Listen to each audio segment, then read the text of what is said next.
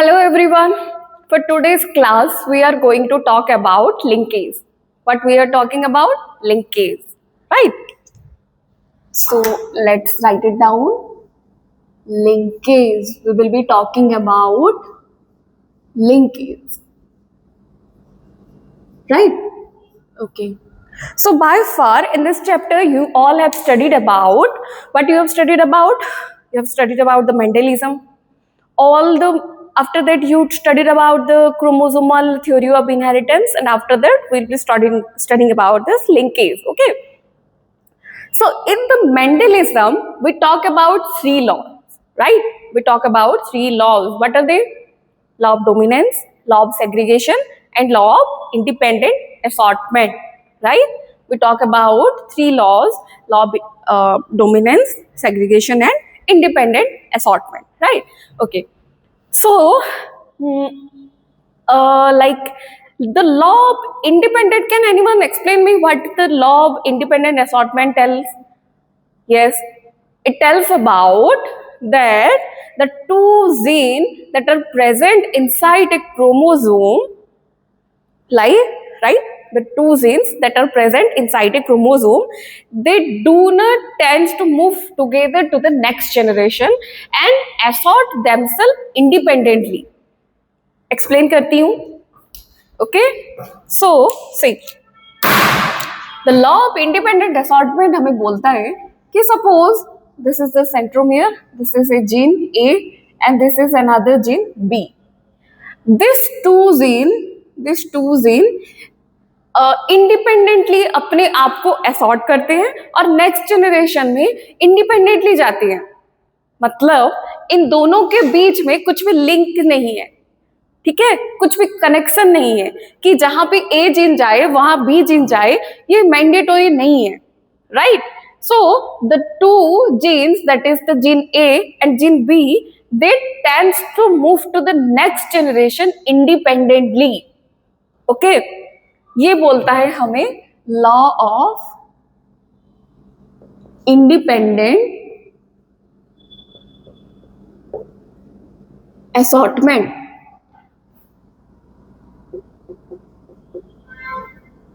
So this is about the law of independent assortment. तो क्या हुआ, जो मेंडलिज्म था, मेंडल का वर्क वो तो 1868 में ही हुआ था, बट उनका रीडिस्कवरी हुआ था 1900 में, राइट? 1900 में जब इसका रीडिस्कवरी हुआ, then it published in 1901. Rediscovery किससे हुआ था? ह्यूगो डिवेरिस, then Tresmark,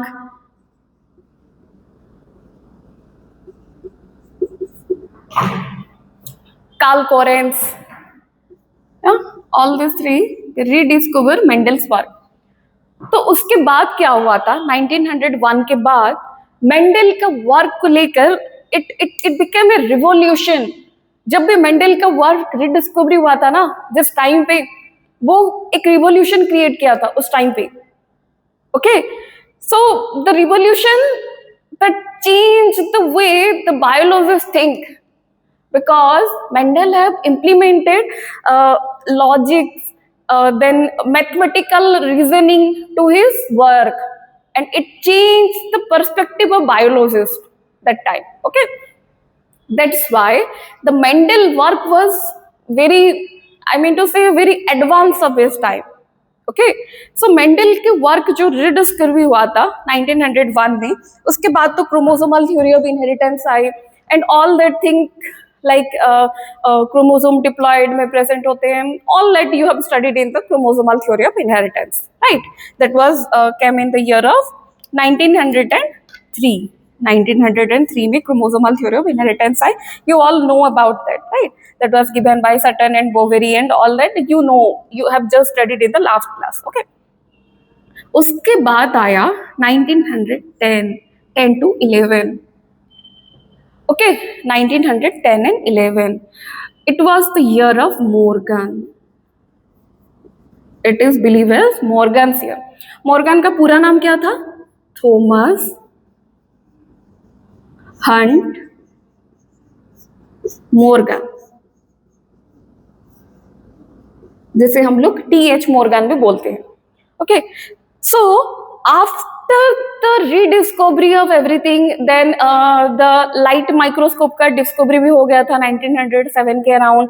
सो उसके बाद क्या हुआ, Morgan started a new branch जिसे हम लोग बोलते हैं experimental genetics. The branch of experimental genetics, क्या बोलते हैं उसे, experimental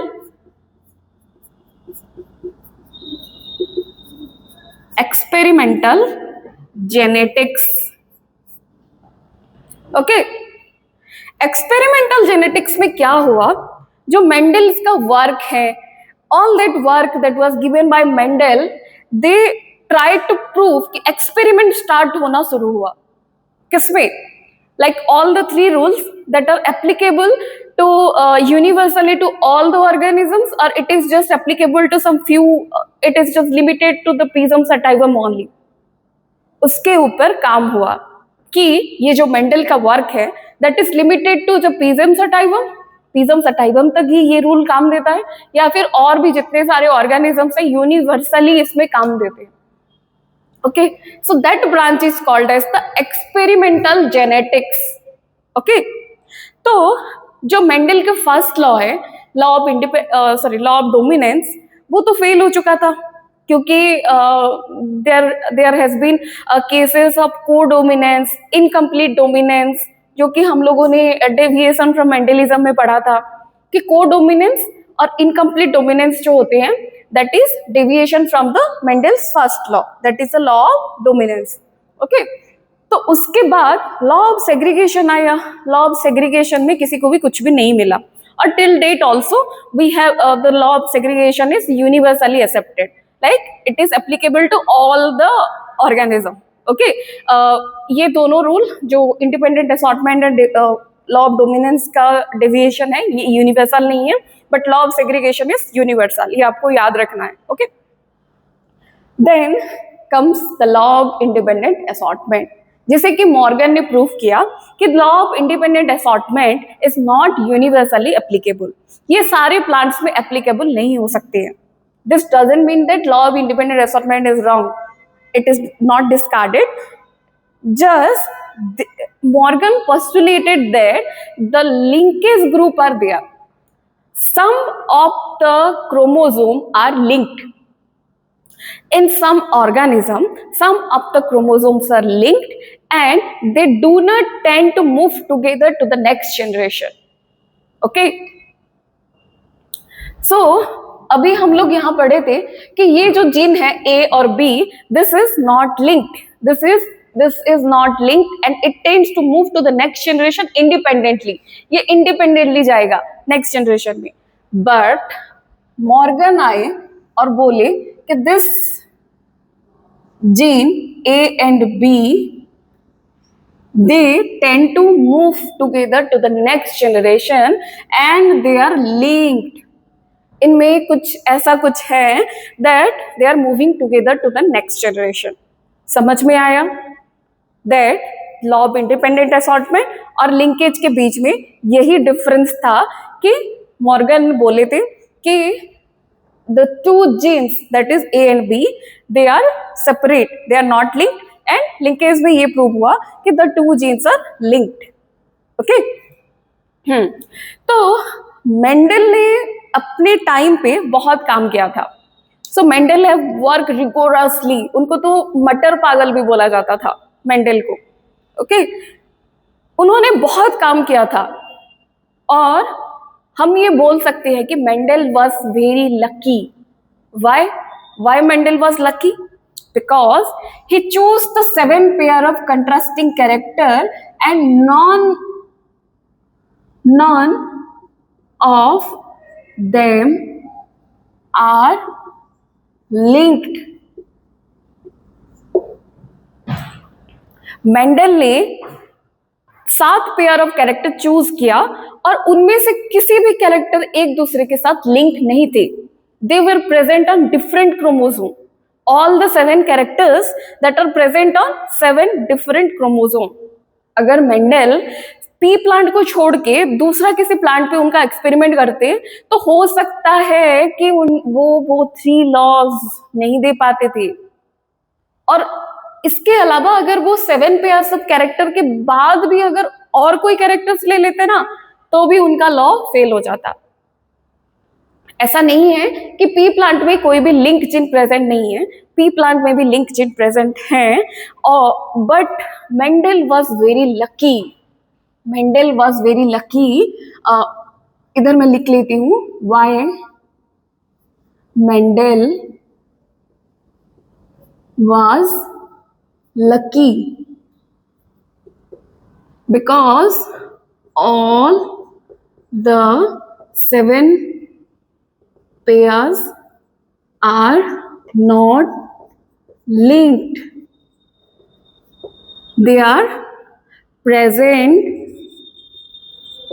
on 7 different chromosomes. And after all, he chose pea plant.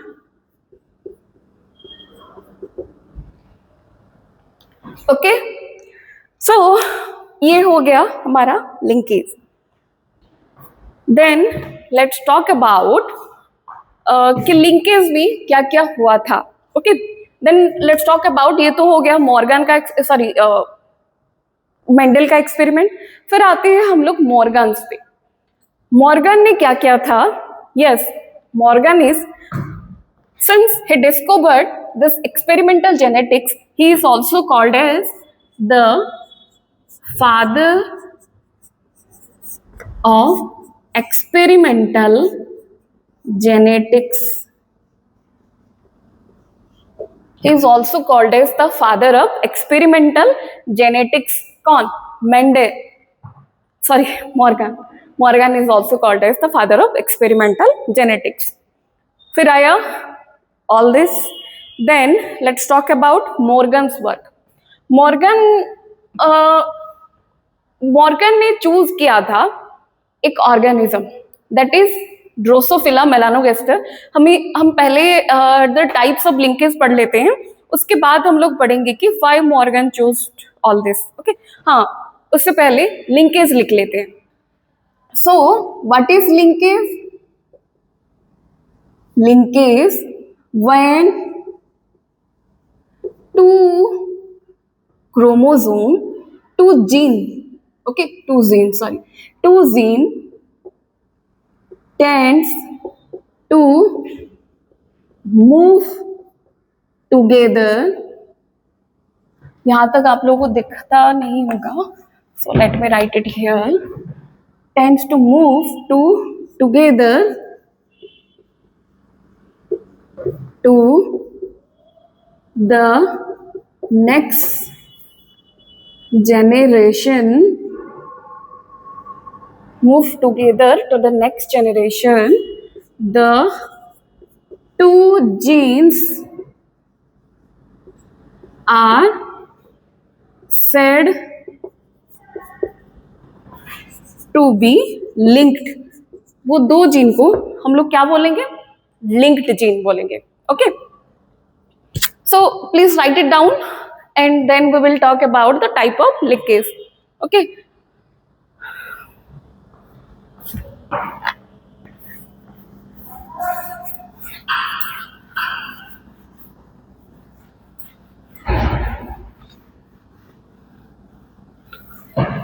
okay, so types of linkage. Linkage can be of two types. This is types of linkage.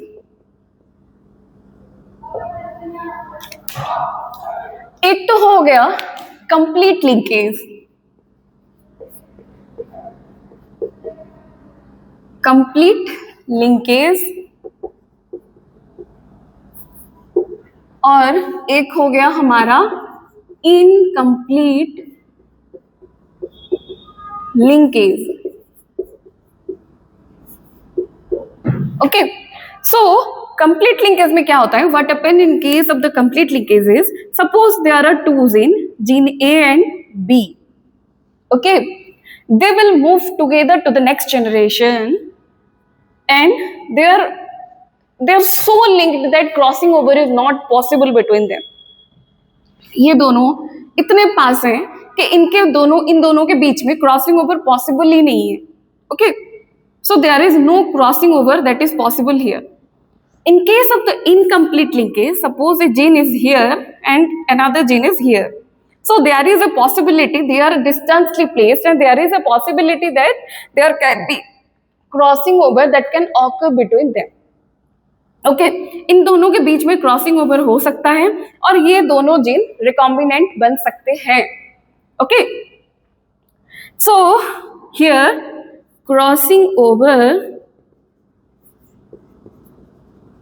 is not possible. Crossing over नहीं बनेगा, नहीं होगा तो recombination भी नहीं होगा. Recombinants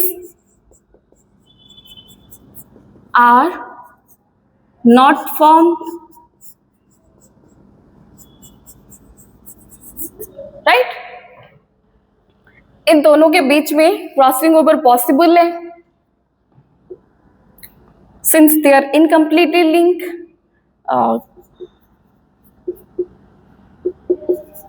crossing over is possible. Recombinants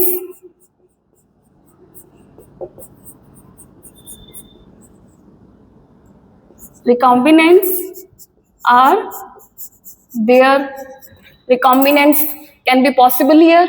okay, see ये दोनों जीन इतने पास पास हैं कि इन दोनों के बीच में crossing over possible. Yes, what is a crossing over, right?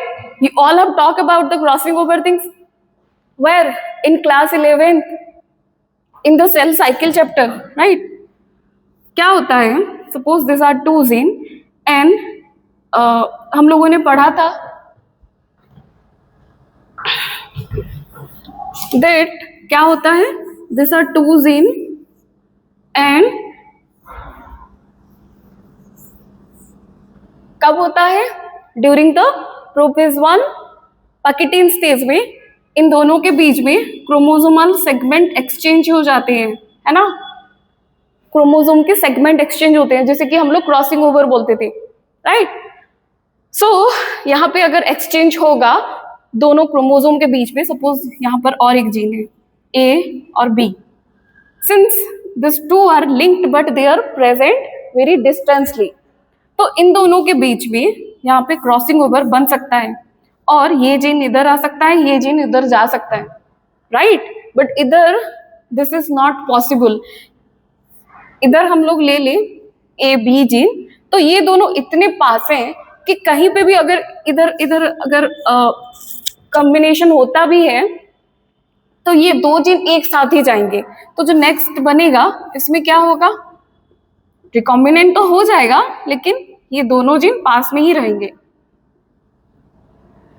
Okay, और इन दोनों केस में क्या बन सकता है, recombination is possible since they are very distantly placed. Small A capital B, this is the centromere. Okay,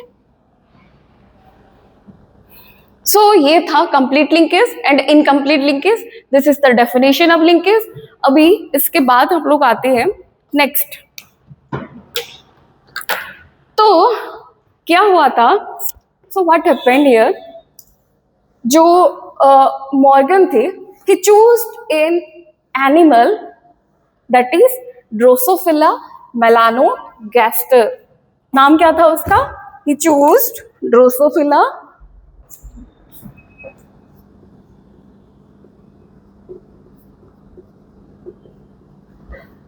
melanogaster. We choose an animal. This will be of small letter Drosophila melanogaster. इसका नाम क्या था, common name is fruit fly. Fruit fly. आप सबने देखा ही होगा, अगर कहीं पे एक फ्रूट अगर सड़ जाए तो उसके आसपास में छोटी छोटी मक्खियां भिनभिनाने लगती है, राइट? सो दैट स्मॉल क्या small bees like things, okay, they are called as the fly, the small flies, they are called as the fruit flies. Okay, you all have seen that. Okay, so ये जो linkage का experiment था, इन्होंने Drosophila मेलानोगैस्टर के ऊपर ही किया था. Okay, he performed his experiment of linkage on Drosophila melanogaster. Why he choose Drosophila melanogaster? Because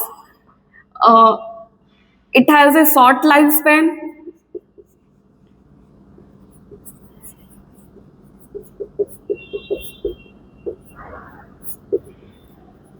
life इसका बहुत ही छोटा था, that is 2 week, that means 14 days only. एक मिनट, हम लोग जब भी जेनेटिक्स का स्टडी करते हैं, whenever we study genetics, we take animals or plants, they have a short lifespan. Why we take animals and plants like they have a short lifespan? Because in this short lifespan, we don't have years to study all these things, right? When you are working inside a lab, you don't have years to study all these things. You have to get your result very instantly, very quickly, right? So small lifespan helps to study the complete life cycle within a very few days of time. Okay, so that's why we choose that plants or animals or organisms only that have a short lifespan, that can be studied easily within a short span of time. Okay, it grows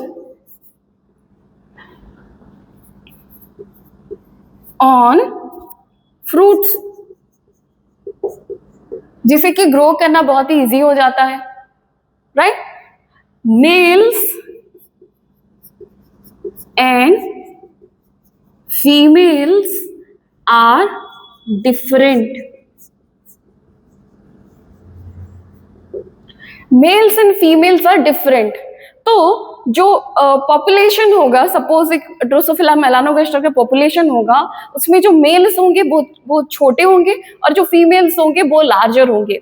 तो इससे easily identify हम लोग कर सकते हैं कि mails and females के बीच में जो डिफरेंस है वो इजीली आइडेंटिफाइबल है. ये आपके बुक में भी मेंशन है, जो मेल्स हैं वो शॉर्टर हैं, शॉर्ट, और जो फीमेल्स हैं वो लार्ज हैं. बुक में एक बार देख लेना. The chromosomes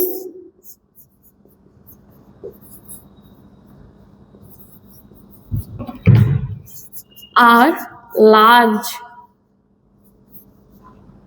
and polytin chromosome. जो क्रोमोसोम है इसके पास, that is a polytin chromosome. Now you will ask me, what is a polytin chromosome is, right?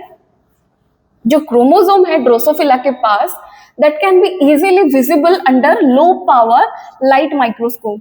कहाँ देख सकते हैं? एक पॉइंट में और लिख लेती हूँ इधर, that the chromosomes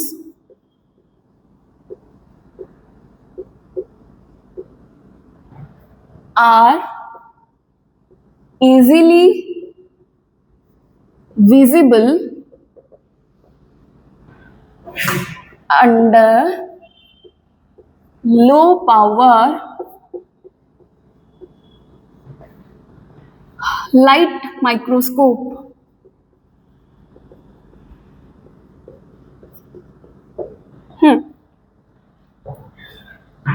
okay, so ये 3 पॉइंट तो आपको समझ में आ गया. The chromosomes are large and of polytin chromosome. So what is a polytin chromosome? जब भी आप क्रोमोसोम देखते हैं, इसके पास एक क्रोमैटिड हो सकता है, और if it is a homologous pair, it has 2 chromatid, maximum 2 chromatid हो सकता है एक क्रोमोसोम में.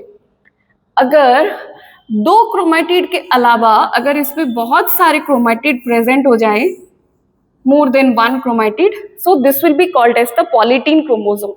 और इसे माइक्रोस्कोप में देखना बहुत ही ईजी हो जाता है। इट बिकम ईजी क्योंकि ये बहुत बड़ा होता है, इसे माइक्रोस्कोप में देखना बहुत ही ईजी हो जाता है हमारे लिए। ओके हाँ, और भी बोला गया कि it can be easily visible under low power light microscope.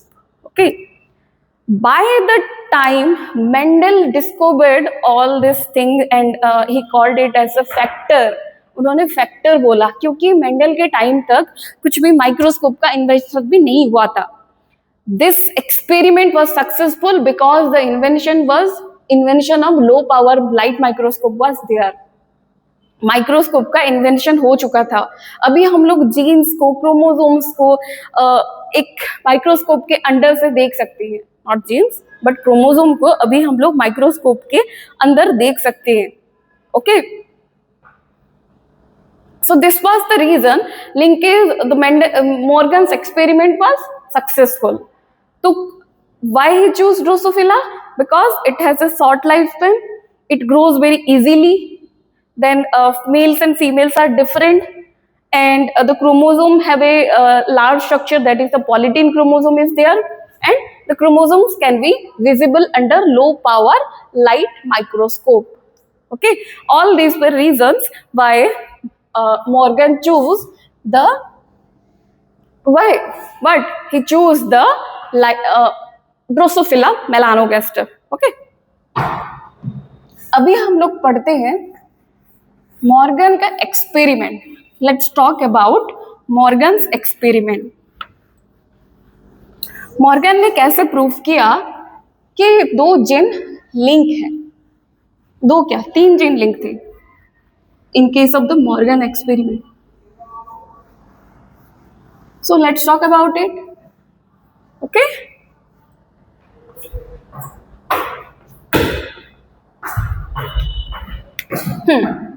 so Morgan experiment, in case of the Morgan experiment he chose तीन कैरेक्टर उन्होंने लिया था।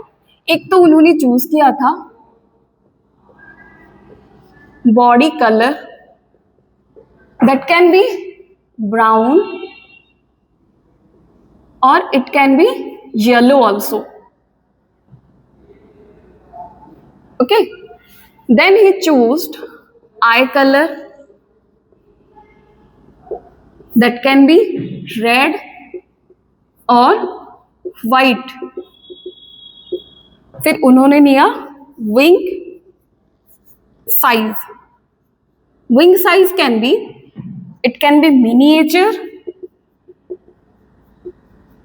or it can be normal. जो ब्राउन है ये डोमिनेंट है और येलो है ये रिसेसिव है। तो येलो को हम लोग Y से रिप्रेजेंट करेंगे और ब्राउन को हम लोग Y प्लस से रिप्रेजेंट करेंगे। अभी आप बोलोगे कि जो डोमिनेंट कैरेक्टर्स थे उन्हें तो बुक में मेंशन है कि उन्हें कैपिटल लेटर से रिप्रेजेंट करेंगे, फिर यहाँ क्यों ऐसे कर रहे हैं? दिस इज ऑल्सो पॉसिबल कि हम लोग स्मॉल टी को, रिसेसिव कैरेक्टर को स्मॉल लेते हैं और डोमिनेंट कैरेक्टर को ऐसे स्मॉल टी प्लस भी लिख सकते हैं। This is also possible, this is not wrong. Okay, कोई इसे ऐसे लिखते हैं कैपिटल में और someone can represent it like this also. जो white है this is recessive and it can be written as W, and ये डोमिनेंट है, रेड इज डोमिनेंट एंड इसे हम लोग W प्लस से रिप्रेजेंट करेंगे। मिनिएचर विंग को हम लोग M से रिप्रेजेंट करेंगे, दिस इज रिसेसिव, और नॉर्मल को हम लोग रिप्रेजेंट करेंगे M प्लस से। Okay, this is all clear. So Morgan ने क्या किया कि ये तीन जीन लिए, he took this 3 genes that is present on the X chromosome. Okay, see, this is present on the X chromosome. ये तीन जीन X क्रोमोसोम पे प्रेजेंट था।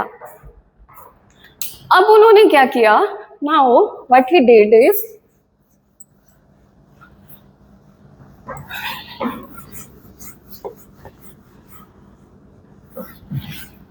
अब उन्होंने फर्स्ट के 2 जीन जो है उसको लेके अपना स्टडी स्टार्ट किया. This 2 gene, body colour and eye colour gene. He took 2 gene, that is the body color and eye color gene. तो एक फीमेल था, he took a female that was recessive for both the allele. क्या था वो? Yellow bodied and white eyed. Yellow body and white eyed. इधर मैं body लिख देती हूँ ताकि आप लोगों का कंफ्यूजन ना हो. व्हाइट आइड. ओके. सो ये जो फीमेल थी, इसका अगर हम लोग जीनोटाइप लिखेंगे तो कैसा होगा? W, मैं डायरेक्टली ऐसे लिख लेती हूँ. सो दिस वाज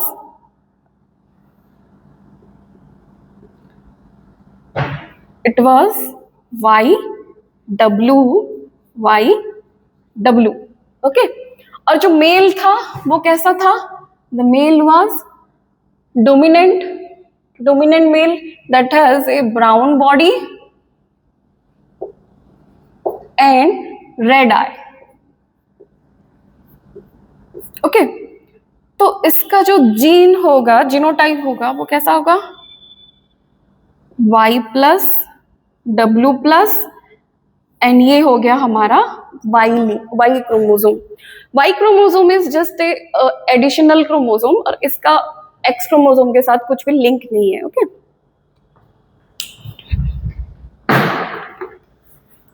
अभी देखते हैं कि इनमें से जो गैमेट्स निकलेंगे, the gametes that will be form from this 2, इन दोनों को हम अभी क्रॉस करेंगे. This is the parent generation and now we will cross it. Okay. अगर क्रॉस करेंगे तो क्या निकलेगा? एक जो निकलेगा, दिस विल बी Y+W+, एक जीन सीधा से आया, ये रिसेसिव जीन YW. और एक जो फिर एक जो हमारा मेल निकलेगा, the male will be like this. Okay. YW and this will be the Y chromosome. Okay. क्योंकि इनमें से जो भी कॉम्बिनेशन बनेगा, ये 2 कॉम्बिनेशन ही बनेंगे, इसीलिए मैंने इसे बहुत ज़्यादा मतलब सारे इसके जो ऑफस्प्रिंग है उसे मैंने नहीं लिखा है. बस मैं जो 2 ऑफस्प्रिंग बनेंगे मैंने उसी को ही लिखा है इधर. Okay. This will be the F1 generation. अभी ये हो गया हमारा F1 जनरेशन. अभी देखते हैं कि what are the gametes that can be possible from here.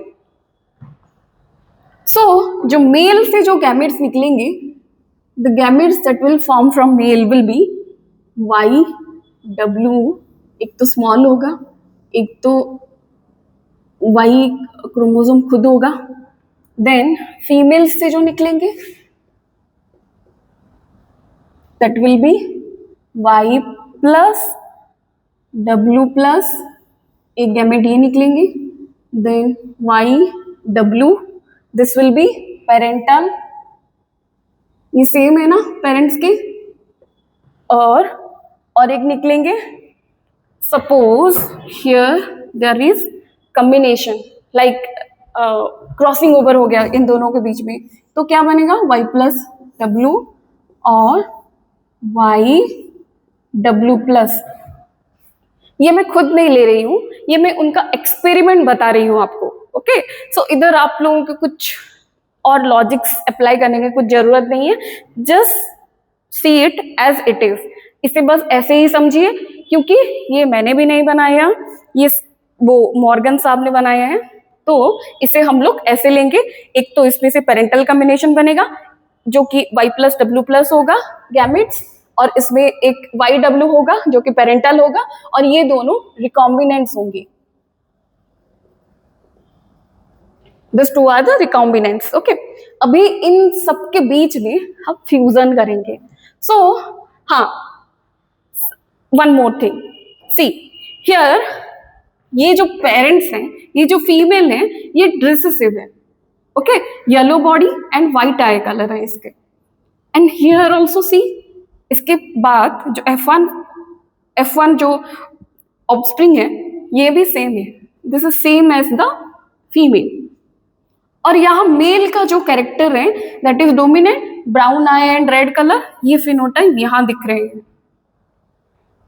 तो इसे हम लोग बोलते हैं criss cross inheritance, criss cross inheritance. इसे हम लोग आगे भी पढ़ेंगे, क्रिस क्रॉस इनहेरिटेंस। ओके, अगर मदर का सन में आए और फादर का डॉटर में आए तो इसे हम लोग बोलते हैं criss cross inheritance. Okay, so ये जो 4 जीन है, ये जो अभी 4 कॉम्बिनेशन है, इसमें से जो गैमेट्स निकलेंगे दैट विल बी लाइक, अभी बना लेते हैं, जो मेल्स जो फीमेल्स निकलेंगे पहले उसको देख लेते हैं। That will B first YW, इधर से आ गया Y+W+, the second will be here YW, then YW, फिर नेक्स्ट आ गया YW, इधर से आ गया recombinants Y+W, again YW and YW+। ये होंगे हमारे F2 जेनरेशन में जितने भी फीमेल्स, F2 जेनरेशन में जितने भी फीमेल्स निकलेंगे उनका फिनोटाइप और जीनोटाइप ऐसा होगा।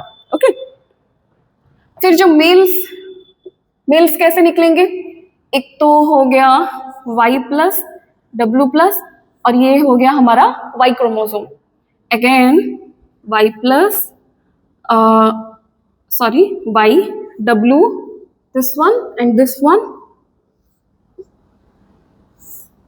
then Y+W, एंड ये हो गया हमारा Y chromosome, and again there will be YW+ and the Y chromosome.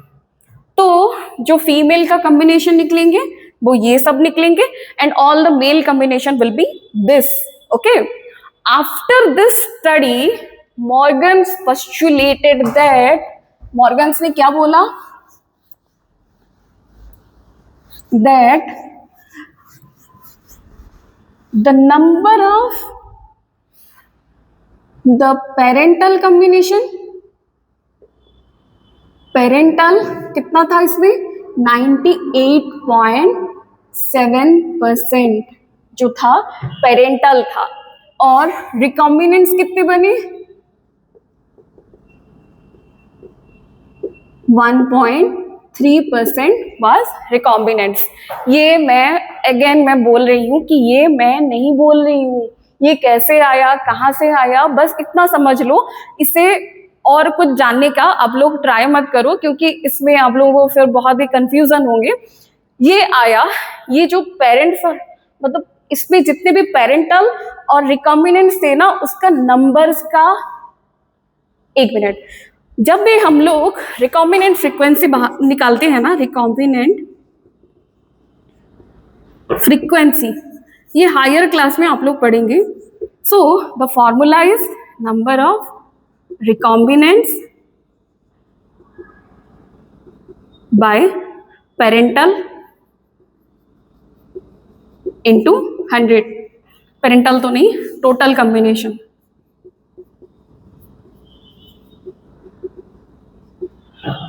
Okay, ये आपके बुक में भी नहीं है, this is for your knowledge only, कि जितने भी आए ना, जितने भी नंबर्स आए होंगे उनके बीच में अगर हम लोग क्या करेंगे, अगर इसका परसेंटेज निकालेंगे तो उनको ये 2% मिला था।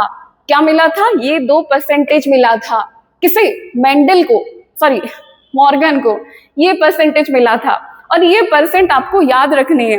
अब इसे, ये प्रोसेस को समझ लीजिए and just remember this 2 things. Okay, क्योंकि ये एग्जाम में डायरेक्टली आ सकता है कि जो मेंडल का जो एक्सपेरिमेंट था वो फर्स्ट एक्सपेरिमेंट, 2 एक्सपेरिमेंट है, एक पहले वाला जो एक्सपेरिमेंट था, this is the first experiment, experiment 1, ये आपके बुक में मेंशन है। तो उसमें रिजल्ट क्या आया था, उसमें पेरेंटल कितने थे, रिकॉम्बिनेंट्स कितने थे, तो आपको बोलने हैं ये दो नंबर, आपको और कुछ भी याद करना नहीं है। This is only for your knowledge, okay. इसमें से अभी तक तो क्वेश्चन नहीं बने हैं, लेकिन बन भी सकते हैं क्योंकि एनसीईआरटी बुक पर डायरेक्टली मेंशन है ये सब, ओके। और ये फॉर्मूला भी आपको याद नहीं करने हैं, ये बस आपके लिए है, okay. And this number it came from the experiment you perform and this is the result, this is the final result, okay।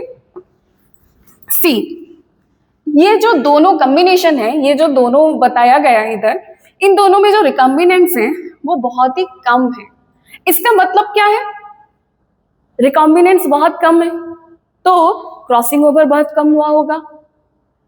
अगर कहीं पे एक पेरेंटल टाइप निकल रहा है, उसका मतलब क्या है, वो जीन कंप्लीटली लिंक है। अभी हम लोग पढ़े थे कि दो जीन इतने लिंक हैं कि उन दोनों के बीच में रिकॉम्बिनेशन पॉसिबल ही नहीं है, जैसे कि यहाँ हम लोग देख सकते हैं रिकॉम्बिनेशन फ्रीक्वेंसी बहुत ही कम है।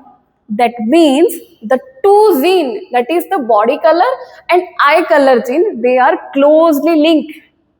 समझ में आया ये बात? This two gene, the body colour and the eye colour gene is completely linked. क्या? This means from the experiment 1 that body color and eye color gene is completely linked। और इन दोनों के बीच में डिफरेंस कितना होंगे? What will be the difference? Distance कितने होंगे? This 1.3 होंगे इन दोनों के बीच में डिस्टेंस। ये वाला क्लास के बाद में हम लोग एक बार देख लेंगे कि we will talk about other the next chapter में ही है कि इन दोनों के बीच में जो सेंटीमॉर्गन होते हैं, क्या होते हैं, डिस्टेंस क्या होता है, we will talk about this। Let's just focus on the experiment, okay? अभी हम लोग इसे फोकस करते हैं। Now एक्सपेरिमेंट 2 की बात करते हैं। Let's talk about experiment 2। ये था हमारा पहला एक्सपेरिमेंट जिसने कि इन्होंने क्या क्या लिया था, एक तो लिया था इन्होंने आई कलर एंड बॉडी कलर। इसके बाद फिर लेते हैं आई colour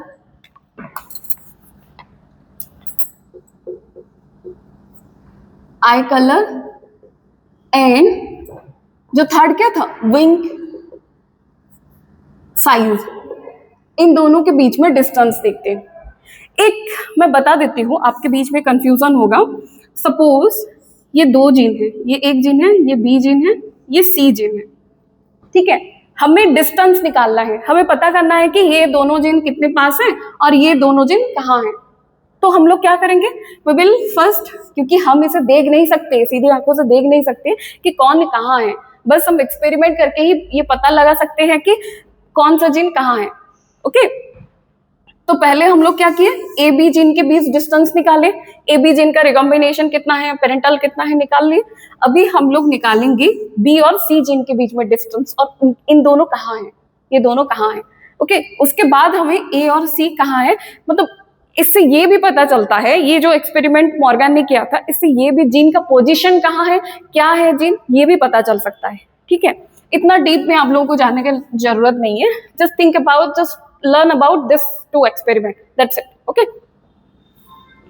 experiment 2, eye color and wing size।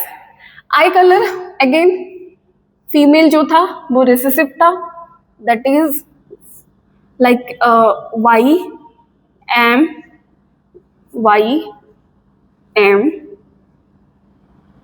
ये तो बॉडी कलर का है ना, so that will be WM और जो मेल था that was dominant, okay, so that was W plus M plus and this is the Y chain। ये experiment में दोबारा से नहीं बता रही हूँ, जस्ट इसका रिजल्ट क्या आया मैं उतना बता रही हूँ। इधर जो पेरेंटल कॉम्बिनेशन बनी, ये दोनों मैं इसीलिए नहीं बता रही हूँ कि this is same as that experiment. Okay, the parental combination आया, that was 67%, that was 67%. And जो रिकॉम्बिनेंट आया that was 37%. Okay, this was 63% and this was 37%. Just exact value अपने बुक से एक बार देख लेना, मैच कर लेना. That was 63% and 37%. तो 37% का मीनिंग क्या है कि इन दोनों के बीच में जो रिकॉम्बिनेंट नहीं बन रहे थे, इधर बहुत कम बन रहे थे, now the recombination is possible. That means the two gene, the eye color gene and wing size gene have some distance. They are not closely linked. They are incompletely linked. समझ में आया? That are incompletely linked. Okay? So this is the case of Morgan experiment कि ये दो experiment हुए और इन दोनों के, हाँ और एक बात, जो ये रिकॉम्बिनेंट फ्रीक्वेंसी निकलेंगे, रिकॉम्बिनेंट फ्रीक्वेंसी से हम लोग मैप डिस्टेंस निकाल सकते हैं. Map distance. अभी आप लोग मुझे पूछोगे कि what is map distance. This is the distance between two genes on a chromosome. एक क्रोमोसोम के ऊपर जो दो जीन होते हैं उसके बीच में डिस्टेंस कितना है, ये हम मैप डिस्टेंस से पता लगा सकते हैं. और वो भी पता चल सकता है रिकॉम्बिनेंट फ्रीक्वेंसी से. ठीक है, ये तो हम लोग पढ़ेंगे ही आगे. Just think about it. And ये मैप डिस्टेंस से आगे चल के ह्यूमन जीनोम प्रोजेक्ट बना था. ह्यूमन जीनोम प्रोजेक्ट क्या है वो भी आगे मेंशन ही है, बस अभी के लिए इतना जान लो कि ह्यूमन जीनोम प्रोजेक्ट जो है ह्यूमन के सारे जितने भी सारे जीन्स है ना उन सबको मतलब कहाँ है, क्या है, ये सबको डिकोड करना था ह्यूमन जीनोम प्रोजेक्ट. जिसमें से हमें पता लगा कि ह्यूमन जीन का जो मतलब जो लेंथ कितना है, उसमें से कहाँ कौन से जीन है, एक क्रोमोसोम पे मतलब क्रोमोसोम नंबर 1 पे कौन सा जीन है, वो कितने डिस्टेंस पे है दूसरे क्रोमोसोम से. That was human genome project. And ये मैप डिस्टेंस को बेस करके बनाया गया था. Okay, that was based on the map distances. Okay, so this is all about linkage. In the next class, we will talk about recombination. और recombination में हम लोग map distance को सही से पढ़ेंगे. For today's class, this is all. Okay? So I hope you have understand. And अगर कहीं पे समझ में ना आए तो you can directly ask me. Okay? This experiment is mentioned in your book. If you have any doubt, just follow your book and you will get to know everything. Okay, so that's all for today. Thank you.